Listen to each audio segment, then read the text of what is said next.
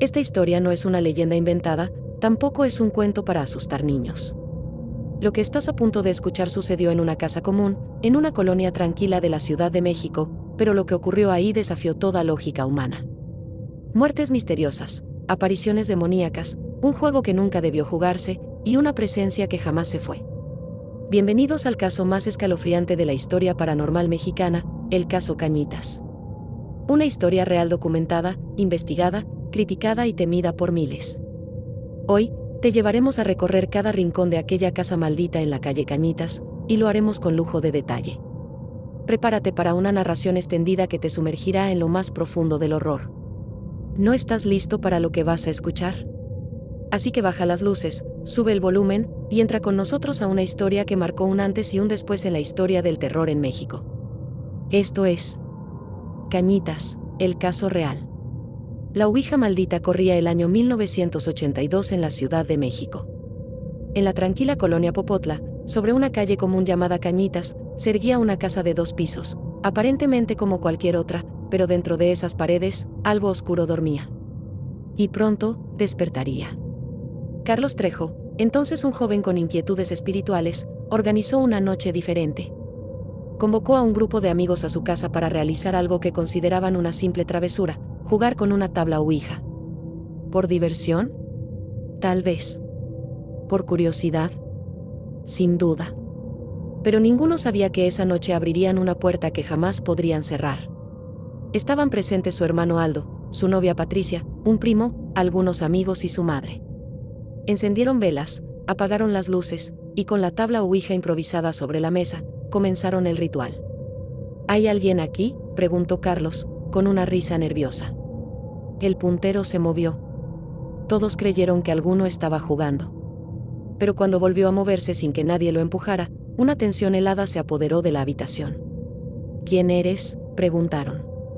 Y el nombre que se deletreó fue Enoch. A partir de ese momento, el ambiente se volvió pesado. Un vaso se rompió solo, una vela se apagó sin viento, y alguien sintió un arañazo invisible en la espalda. El juego terminó en gritos.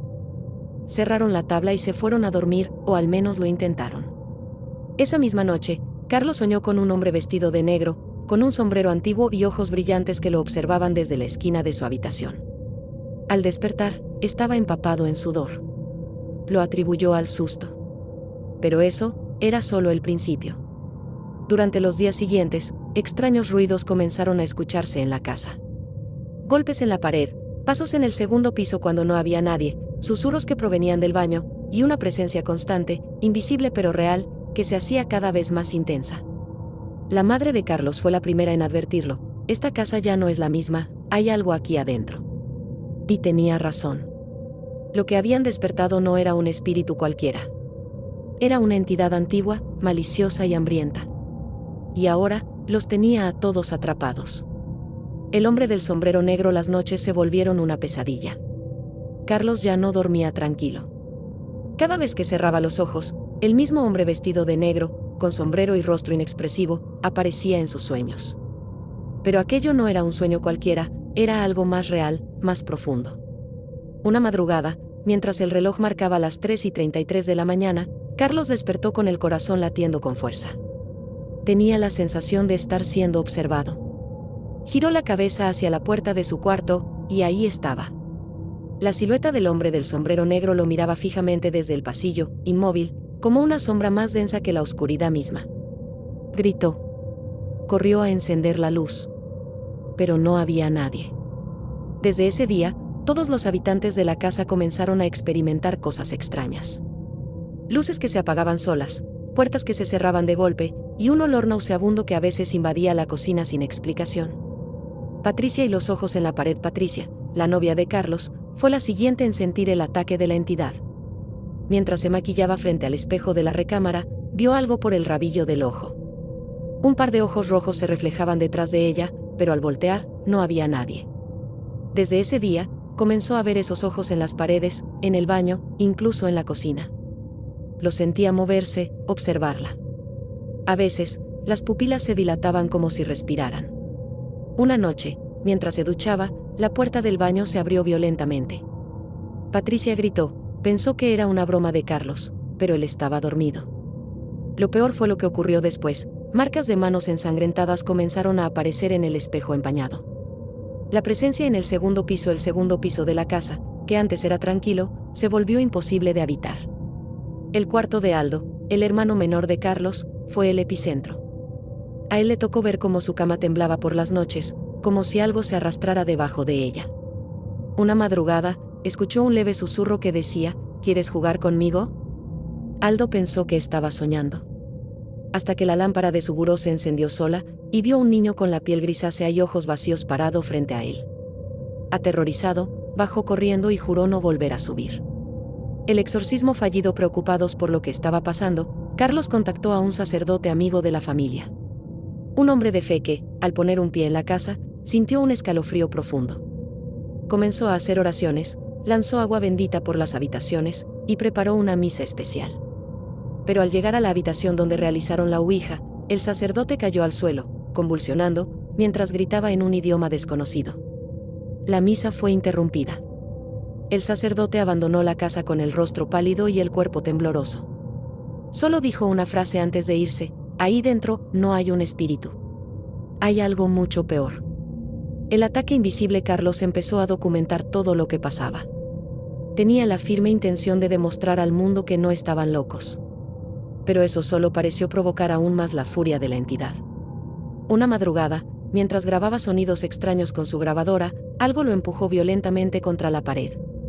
No había nadie en el cuarto, pero su cuerpo fue lanzado con una fuerza inhumana. Cayó con el hombro dislocado. En la grabación solo se escuchaba una voz distorsionada que decía: lárguense. Esta es mi casa. La posesión de Patricia. El acoso sobrenatural comenzó a concentrarse en Patricia. Cambió su carácter, dejó de comer, y pasaba horas encerrada sin hablar con nadie. Una noche, durante la cena, se desmayó sobre la mesa, y cuando intentaron ayudarla, despertó con una fuerza brutal, empujando a 3 personas a la vez. Sus ojos se tornaron completamente negros, su voz cambió y comenzó a hablar latín, sin haberlo estudiado nunca. La familia pensó que se trataba de una crisis nerviosa. Pero sabían que algo dentro de ella había despertado, y no era humano.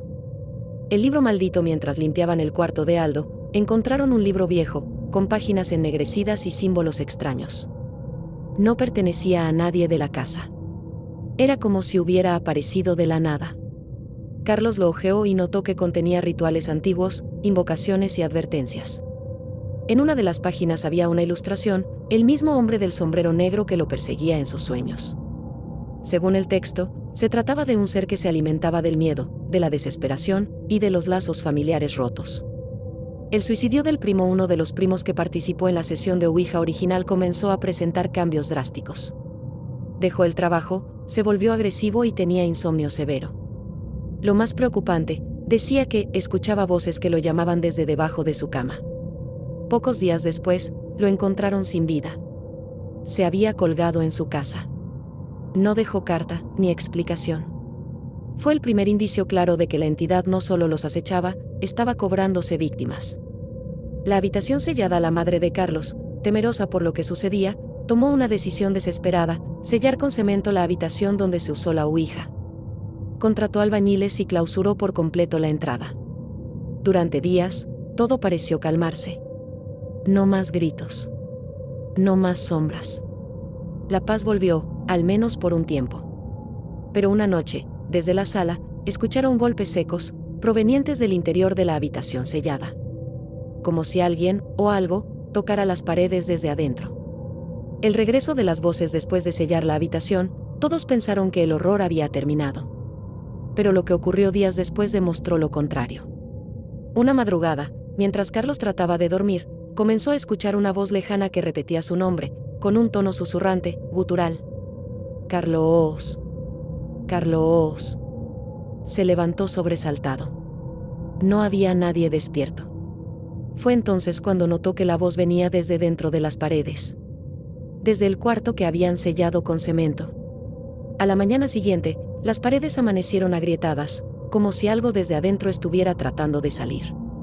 El espejo roto. Patricia seguía comportándose de manera extraña. Se encerraba en el baño durante horas, murmurando cosas que nadie entendía. Una noche, mientras estaba sola frente al espejo, comenzó a reírse sin razón, de forma macabra, hasta que un grito desgarrador rompió el silencio. Carlos corrió hasta el baño. La encontró en el suelo, con sangre en las manos y el espejo totalmente destrozado. En los restos del cristal había una frase escrita con sangre. Ella ya no está, ahora soy yo. Patricia no recordaba nada. El gato degollado Aldo, el hermano menor, había adoptado un gato negro hacía semanas. Era su única compañía y consuelo en medio del caos. Pero una mañana, al bajar a la cocina, lo encontró muerto, degollado, con una expresión de terror en los ojos del animal. En el suelo, con la sangre, alguien o algo había dibujado un símbolo antiguo. Carlos lo reconoció del libro maldito, el sello de invocación para abrir un portal entre el mundo de los vivos y el de los muertos. ¿Acaso alguien estaba haciendo rituales dentro de la casa sin saberlo? El medium ciego desesperado, Carlos contactó a un medium reconocido que, curiosamente, era ciego desde nacimiento, pero poseía la habilidad de sentir presencias.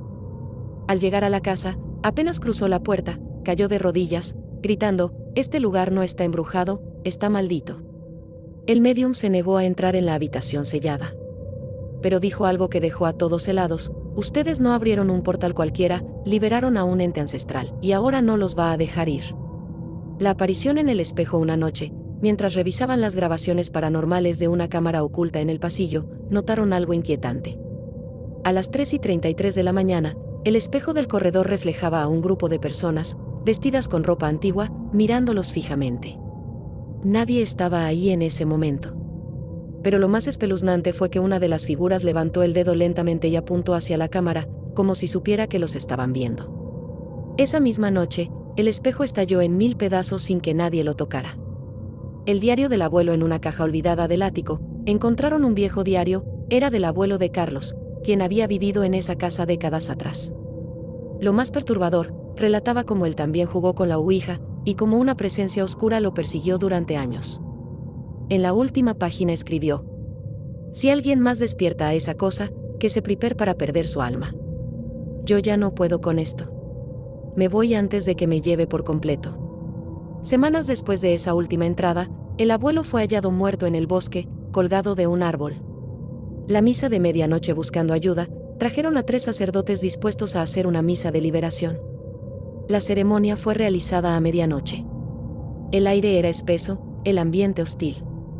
Todos los presentes sentían náuseas, dolor de cabeza y un fuerte zumbido en los oídos.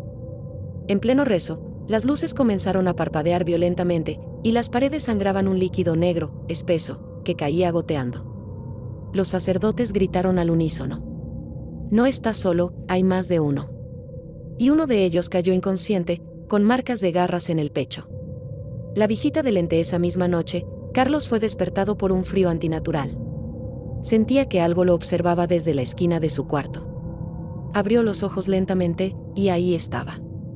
El hombre del sombrero negro, más alto que nunca, con el rostro cubierto por una sombra, y una sonrisa imposible de describir.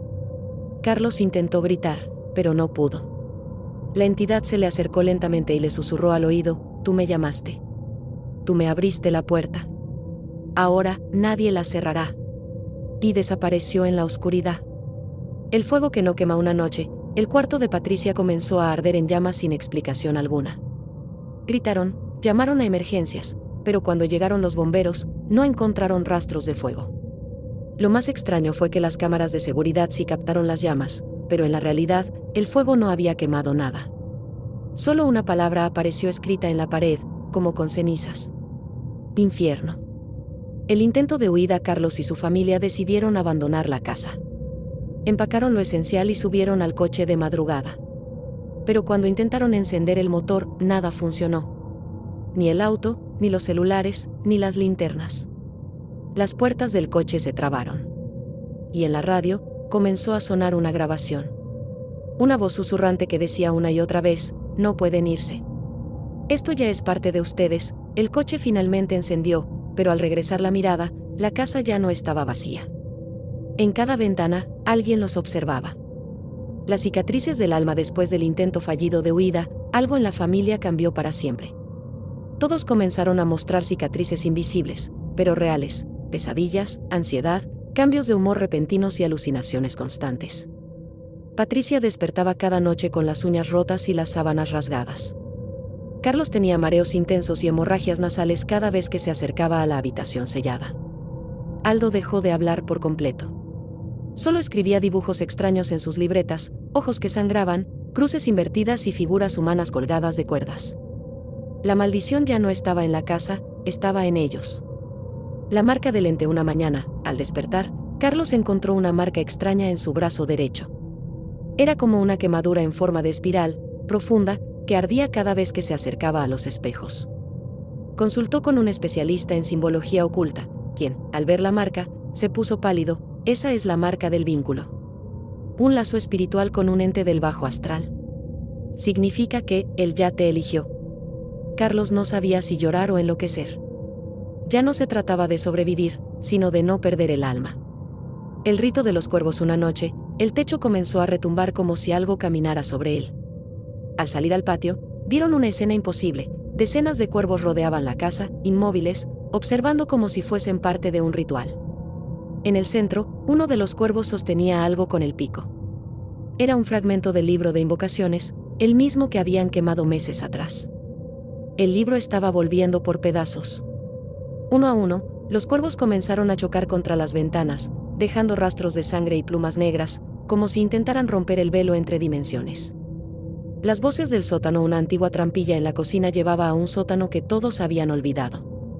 Una noche, la puerta apareció abierta de par en par, cuando nadie la había tocado en años. Carlos bajó con una linterna y grabadora en mano. El aire era denso, putrefacto. En las paredes, había marcas talladas en latín, como oraciones invertidas.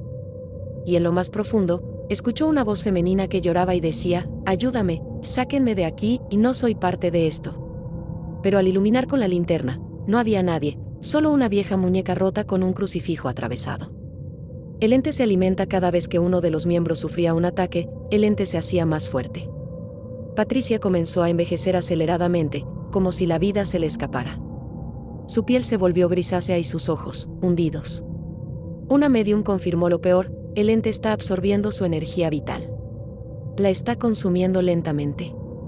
Esa noche, intentaron realizar un exorcismo personal, pero cuando Patricia empezó a convulsionar, gritó con una voz que no era suya: «No pueden sacarme, ella me dejó entrar, ahora me pertenece». El pacto. Carlos descubrió un secreto enterrado en la historia familiar. Su abuelo había hecho un pacto con fuerzas oscuras durante la revolución para obtener protección. El diario narraba: «Le ofrecía a mis futuros descendientes, con tal de mantenerme a salvo. El precio fue una maldición de sangre». Todo tenía sentido. El ente no había llegado con la ouija, ya vivía en la casa desde hacía décadas. La ouija solo reavivó el vínculo dormido y desató el infierno. El sacrificio. Una noche, Aldo desapareció. Lo encontraron en el techo, al borde del abismo, con los ojos completamente en blanco, hablando en un idioma antiguo. Carlos logró alcanzarlo antes de que saltara, pero el niño dijo algo que lo dejó sin palabras. «Si uno de nosotros muere, los demás quedarán libres. Él quiere un alma, solo una». El ente quería un sacrificio. Y estaba dispuesto a atormentar al resto hasta obtenerlo. La tormenta eterna. Durante una noche de tormenta, el cielo sobre la casa se volvió completamente negro. Relámpagos caían sin cesar, pero solo sobre esa propiedad. Los vecinos comenzaron a alejarse. La policía dejó de responder llamadas. La casa se convirtió en un punto ciego, como si el mundo exterior la hubiera borrado del mapa. Desde la ventana, podían ver sombras caminando por el jardín, pero no había nadie afuera. La tormenta no cesaba. Parecía una barrera, una cárcel, o peor aún, una trampa infernal. El ritual final. Carlos decidió poner fin a todo. Junto con una experta en demonología, prepararon un ritual prohibido, una invocación inversa, para encerrar al ente dentro del mismo cuerpo al que había poseído. Eligieron a Patricia. Ella aceptó, sabiendo que podía no sobrevivir. El ritual comenzó a las 3:33 de la mañana. Las paredes temblaban, los objetos flotaban, y una voz demoníaca retumbaba. «No pueden detenerme, estoy en todos ustedes». Pero Carlos lo enfrentó con el símbolo ancestral y gritó la última palabra del conjuro. Silencio. Al terminar el ritual, todo quedó en silencio. La casa ya no crujía. No había lamentos. Ni voces. ni sombras. Patricia estaba inconsciente, pero viva. El ente, al parecer, había sido encerrado. La marca en el brazo de Carlos se desvaneció. Los espejos dejaron de mostrar cosas extrañas. Por primera vez en meses, durmieron toda la noche sin interrupciones. Pero antes de cerrar el capítulo, Carlos notó algo inquietante. En el espejo del baño, apareció escrita una última palabra, en forma de vaho: volveré.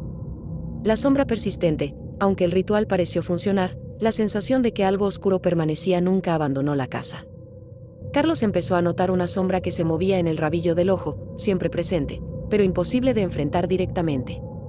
Patricia, aún débil, sentía un frío constante en el pecho, como si un espectro invisible le apretara el corazón. El miedo ya no era solo un recuerdo, era una presencia tangible, casi física.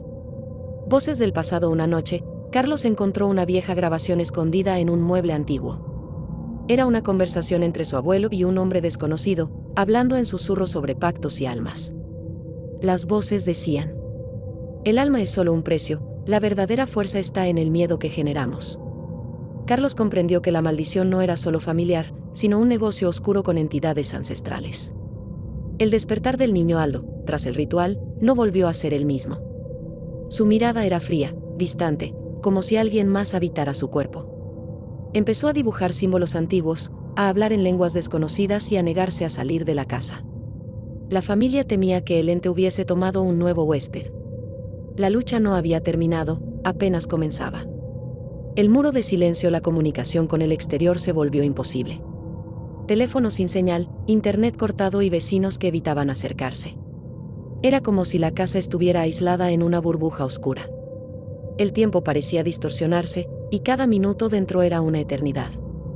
La visita del medium. Un medium llegó con esperanza y valentía. Entró en la casa dispuesto a enfrentar lo inexplicable.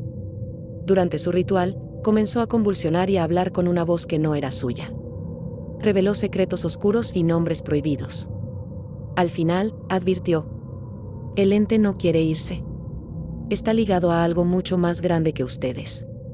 El espejo maldito, un espejo antiguo, traído de generaciones anteriores, se volvió el foco de todas las apariciones. En él, se reflejaban escenas macabras de tortura, muerte y pactos sellados con sangre. Cualquiera que lo mirara demasiado tiempo empezaba a perder la noción de la realidad.